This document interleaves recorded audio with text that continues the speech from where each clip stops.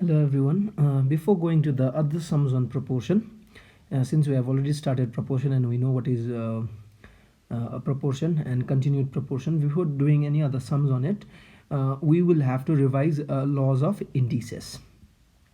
So let us start with the first one. The first law of indices, if you remember, you have done indices in class 9.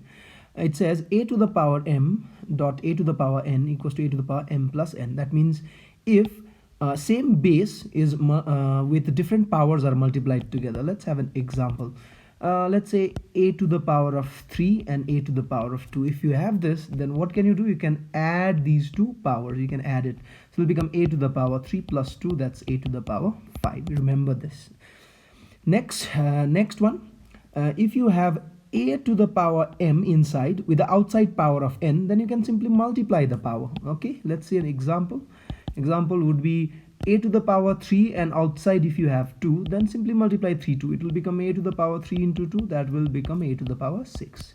Remember this property. The next one says if you have a to the power ab to the power m, common power to both a and b, inside they are multiplying and outside there is a m power, and you can distribute the power to a and b. So it would be ab to the power 3, then I can write it as a3 b3. The power will go to a as well as the power will go to b. Next property would be if you have a to the power minus m, negative power. You know, negative power can be simplified by taking it, reciprocating it, I may say. If you reciprocate it, example, a to the power minus 2 can be written as 1 by a square. It goes down and the power becomes positive when you reciprocate. Just remember, if the negative power is in the numerator, it will reciprocate to the denominator, becomes positive. If it is in the denominator, it will come to the numerator and become positive. Next one, fifth property would be if you have ab whole to the power of m, that means common power to a divided term here, to a quotient, I may say. If you have this, then again distribute the power. An example would be a by b whole to the power of 5. You can write a5 b5. Just distribute the powers.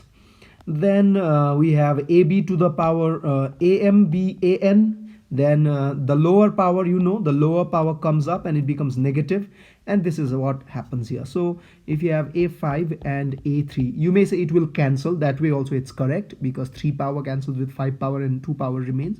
Or else you can say a5 and 3 powers comes up and negates, so it will become a to the power of 2 ultimately. So whether you cancel or you use property, the answer will become the same. And final two properties, if you have square root, root means half power, and anything to the power 0 is 1. Just few more. If you have cube root, then you may say it is 1/3 power. Any root, nth root if you have, then you may say it will become 1 by n. So these are the different properties of indices. Remember this. Okay, you may copy it in your formula copy or whatever exercise book you are copying these sums in.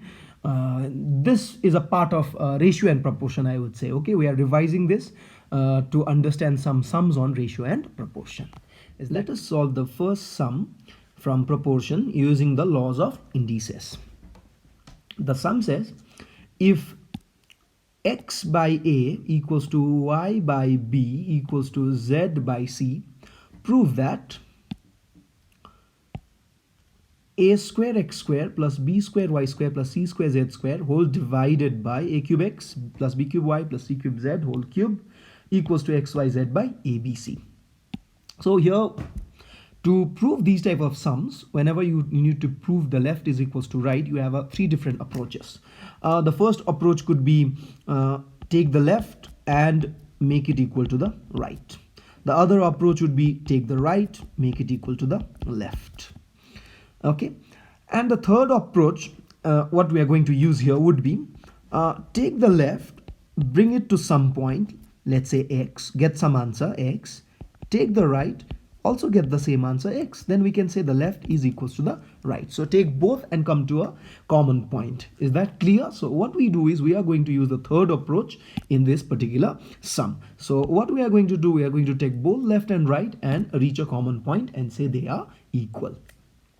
So to start this sum, I need to start with the given condition first of all. So let us write the given condition.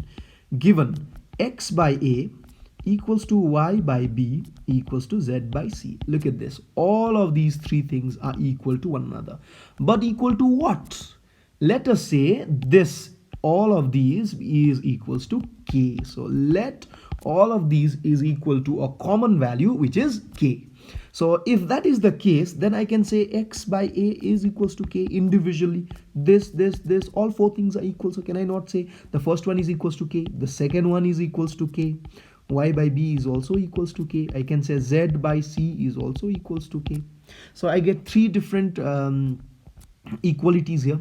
So from here, what can I do? I can cross multiply. I can cross multiply all of this and get x equals to ak, y equals to bk, and z equals to ck. So here I have replacements for x, y, and z. So I have x equals to ak, y equals to bk, and z equals to ck. Okay, now finally I'm going to take the left hand side of the sum, the LHS. That's a square x square plus b square y square plus c square z square whole divided by a cube x plus b cube y plus c cube of z whole cubed. So I'm going to take this and I'm going to replace the values of x, y, and z. If you are not seeing it, look at here. I can replace x, y, z, here also x, y, and z. I cannot replace a, b, and c because I do not have replacements for a, b, and c. So how do I do that? Let us simply replace x by ak because I know x equals to ak. I replaced it plus b square, everything same, bk whole square plus c square ck whole square divided by a cube ak, repeat the same thing, b cube bk, and c cube ck. So I have here all the values replaced, whole cubed. Let us simplify. Now look at this. Which property does this one here? Let me highlight. Which property does this one follow? A and k with the same power 2. Let me show you here. It says if you have here, if you are looking at it, if you have two different bases with the same power, then what can you do? You can distribute the power. See here, distribute. So I'll do the same here as well. So let me come here and show you. So I have a square, the power will distribute a square k square plus b square k square plus c square with a k square.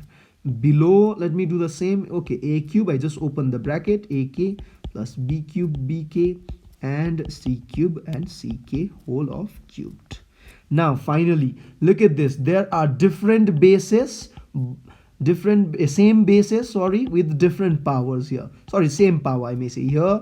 Different same bases with different power. What is the power of this? A 1. So what can I do? I can add the powers. If you ever happen to see, same bases with different powers, you can add them. So let me go here and let me add them as well. So what can I do here is I will add the power. So that will give me a4 k square plus b4 k square plus c4 k square, and in the denominator as well, what can I write? A4 k. Why? Because the power gets added. 3 plus 1 here, 2 plus 2 here, 2 plus 2, so added. So b4 k plus c4 and k, and outside you have whole of cube. Now let's simplify this further. So now what can I do is, do not think about cancelling this. By the way, you cannot cancel this because all of these are joined with plus here, they are added. So moreover, everything it's whole divided by, you cannot cancel them individually. So what do? I take something common. So what's common in the numerator? K square. Clearly k square is common. I get a4 b4 and c4 inside the bracket. So k square comes out. Same thing in the denominator, k is common, so a4 b4 and c4 is inside the bracket. Now I may cancel these two because everything inside the brackets are exactly same. Here there is a multiplication, so I can also cancel 1k with one of the k. So finally what am I left with? K, and the power is cubed. So the answer for this is k cubed. So the left hand side gives me k cubed. Look at this. So the left hand side answer is k cubed here. Did you see that? Left hand side is k cubed. Let me see what happens to the right. So on the right, let me copy the right hand side of this sum. The right hand side is xyz divided by a, b and c. That's the right hand side. Replace x stands for ak, y stands for bk, z stands for ck, divided by a, b and c. So a, b, b and c gets cancelled. So that's k into k into k, and definitely that would be all the power gets added, k cubed. So finally, what can I say? Therefore, the left hand side equals to right hand side. Hence proved. So the sum is proved. So did you understand? This is how we do a proportion sum by using the properties of indices. Let us solve another sum now. Again by using the laws of indices. This is a little different. Here a, B, C, D are in proportion. You need to prove this. So how do I start? I always start with a given thing. A, B, C, D is in proportion. A, comma, B, comma, C, comma, D are in proportion. So proportion. If they are in proportion, how to write it? It is normal proportion. So can I say A by B equals to C by D if they are in proportion? Let us say all this is equals to K. You know the logic here. So let A by C, B and C by D is equals to K. Then can I say A by B equals to K individually? The first one should be equals to K. The second one should be equals to K. C by D should also be equals to K. If I have that, then A will be BK by crisscross. C will be DK by cross multiplying. So I got the replacement for A and C. I got the replacement for A and C. There is no replacement for B and D, only for A and C. So A and C has to be replaced. So let's start with the left hand side of the sum. So what would be the LHS? The left hand side. The left hand side would be, let me copy from here, A, B, C, D.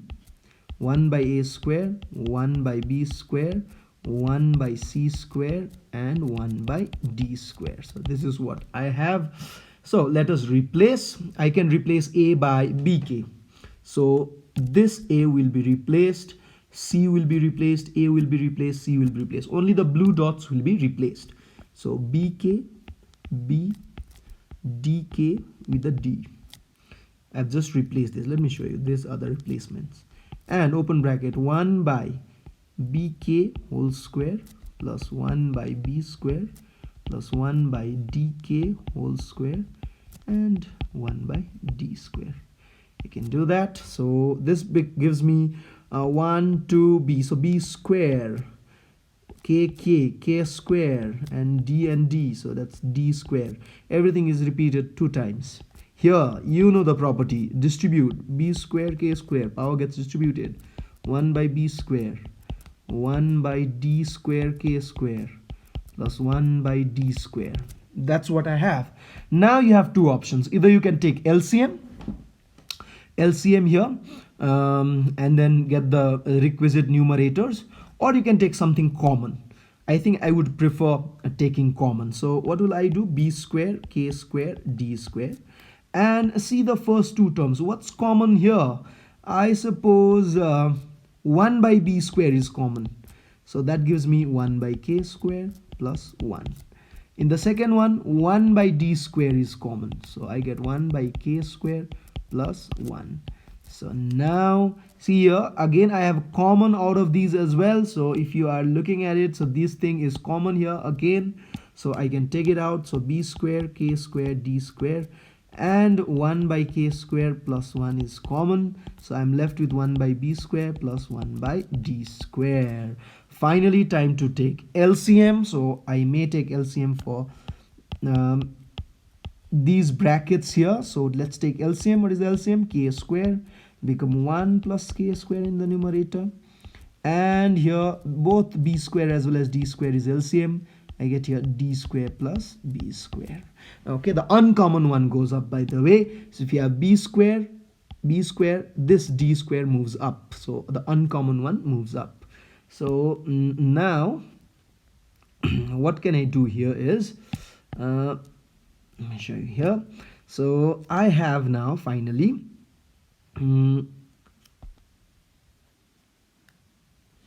okay, just see below. I think I can cancel k square with k square and b square with b square, d square with d square. So I'm left with 1 plus k square along with d square plus b square. Interesting. So that is my left hand side. That's my left hand side. The LHS equals to this much here, 1 by k square plus d square plus b square. Now let us see what do I get on the right. I should get the same on the right as well. So what do I have on the right? Right is a square b square c square d square. Let's copy it here. A square b square c square d square. That's the right hand side, RHS. If you're looking at it, that's the RHS. So now how do I do the RHS? So very simple. I have replacement for let me show you here. I have replacement for A and C. So just replace A and C, everything will fall into place. What is the replacement for A? BK. So BK whole square. What is the replacement for B? Nothing. What is the replacement for C? DK and then whole square plus D square. Expand B square K square plus b square plus d square k square plus d square. Now again look at these two carefully. There is a b square common, k square plus 1. Look at these two carefully. There is a d square common and you have k square plus 1. Now again there is a k square plus 1 common in this whole term. So k square plus 1 out, and you are left with b square plus d square. So let us see the, okay, let me highlight this with yellow. So the yellow highlighted portion with the blue one above, see these two, are they equal? Absolutely. So now I can say the left hand side is equals to the right hand side, hence proved. So sorry, hence proved. Okay, to make you understand better, I am solving one more sum of the same type by using laws of indices. But this sum is a little different. Why? Because it says A, B, C are in continued proportion. Look at this carefully. They are in continued proportion, not normal proportion. So how to write? I will write it down here. Sorry. I'll write down given A, B, C are in continued proportion.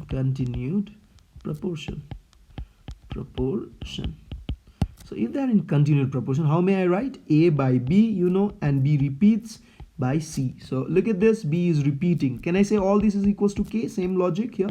Let all this be equals to K. So I can say A by B equals to K, as well as B by C equals to K. From here, A will be BK and B will be CK. Look at this, something very interesting. Why? Because A is equals to BK, but again B is equals to CK. That means I have a replacement for B here. I can replace B here. So what will A finally become?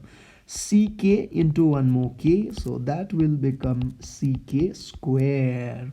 So finally A is also in terms of C and B is also in terms of C. So I have replacement for A as well as B. So let us start with the left again. So the left hand side. So what does my left hand side become? LHS. So let me copy PA square plus QAB plus RB square divided by PB square plus QBC plus RC square. So I have replacement. Let me highlight it. I have replacements for what quantities? I have replacement for A. I have replacement for B as well. B. I just have replacement for these green highlighted alphabets. What is the replacement for A? The replacement for A is CK square and B CK. Let's replace. So P into CK square whole square plus Q into CK square, B is CK, plus R CK whole square, carefully replace it, divided by P CK whole square plus Q CK, B means CK, there is a C, plus r c square. Have a look. I have just replaced whatever you have here. For a, I replaced ck square. For b, I have replaced ck. Carefully, let's simplify this. You will get p, distribute the power, it gets distributed, so c square and k4, because the power gets multiplied, plus q, c into c is c square, and k will be k3. Why? The power gets added. Same base, the power gets added. There's a 1 power, there's a 2 power, this gets added. Plus r c square k square. Great. Below, p c square k square, distribute the power, q c square k, c and c power gets added, r c square. This is what I have. Carefully look at it. What can I do now? I think I should be able to take something common in the numerator as well as in the denominator. So what's common in the numerator? There is a k4. Let me show you with the highlighted. There's a k4, there's a k3, and there's a k square. The lowest one is common. Which power? k2. So I take out k2, as well as there is a c square, c square, c square. So I can take c square also common. So I have, what is the leftover? P. From k4, if you take out k square, there will be k square left. Q, there will be 1k left, because from k cube k square is out, plus r, because both c square and k square is outside here.